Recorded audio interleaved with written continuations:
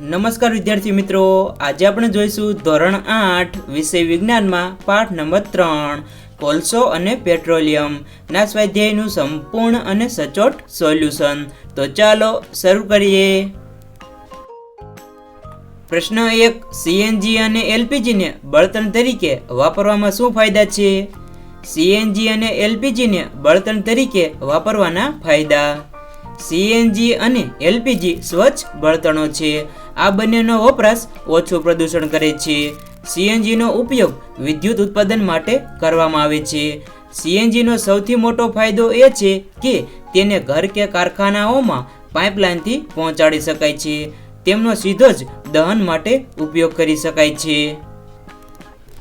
પ્રશ્ન 2. રોડને સમતલ કરવા માટે વપરાતી પેટ્રોલિયમની પેદાશનું નામ જણાવો.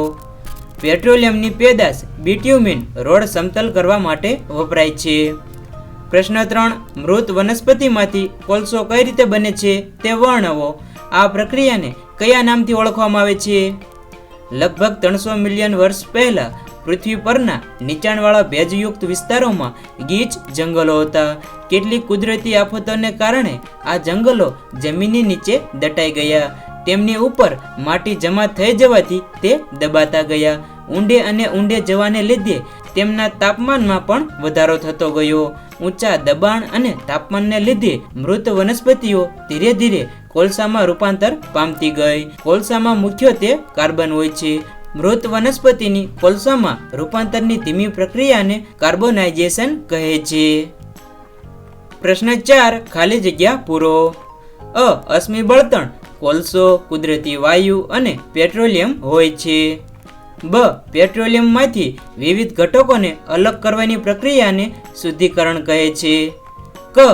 સીએનજી એ વાહનો માટે સૌથી ઓછું પ્રદૂષણ કરતું બળતણ છે. પ્રશ્ન 5. નીચેના વિધાનોમાં ખરા માટે ટી પર અને ખોટા માટે એફ પર ખરાની નિશાની કરો. અશ્મિ બળતણને પ્રયોગશાળામાં બનાવી શકાય છે, તો આ વિધાન ખોટું છે. સીએનજી એ પેટ્રોલ કરતાં વધારે પ્રદૂષણ કરતું બળતણ છે, તો આ વિધાન પણ ખોટું છે. કોક એ કાર્બનનું લગભગ સંપૂર્ણ શુદ્ધ સ્વરૂપ છે, તો આ વિધાન સાચું છે. કોલટાર એ વિવિધ પદાર્થોનું મિશ્રણ છે, તો આ વિધાન પણ સાચું છે. કેરોસીન અશ્મિ બળતણ નથી, તો આ વિધાન ખોટું છે. પ્રશ્ન 6. શા માટે અશ્મિ બળતણ એ પુનઃ અપ્રાપ્ય કુદરતી સંસાધન છે તે સમજાવો. અશ્મિ બળતણ બનતા લાખો વર્ષો લાગ્યા છે. માનવીની વિવિધ પ્રવૃત્તિઓ માટે અશ્મિ બળતણનો બહોળો ઉપયોગ થાય છે. કુદરતમાં અશ્મિ બળતણનો જથ્થો મર્યાદિત છે. આ કારણે અશ્મિ બળતણ એ પુનઃ અપ્રાપ્ય કુદરતી સંસાધન છે. પ્રશ્ન 7. કોકની લાક્ષણિકતાઓ અને ઉપયોગો વર્ણવો. લાક્ષણિકતાઓ જોઈએ તો તે સખત છે, તે છિદ્રાળુ અને કાળા રંગનો પદાર્થ છે, તે કોલસાનો લગભગ સંપૂર્ણ શુદ્ધ પ્રકાર છે, તે સળગે ત્યારે ધુમાડો ઉત્પન્ન થતો નથી. ત્યારબાદ તેના ઉપયોગો જોઈએ તો સ્ટીલના ઉત્પાદનમાં, કેટલીક ધાતુઓના નિષ્કર્ષણમાં. પ્રશ્ન 8. પેટ્રોલિયમની બનાવટ પ્રક્રિયા વર્ણવો.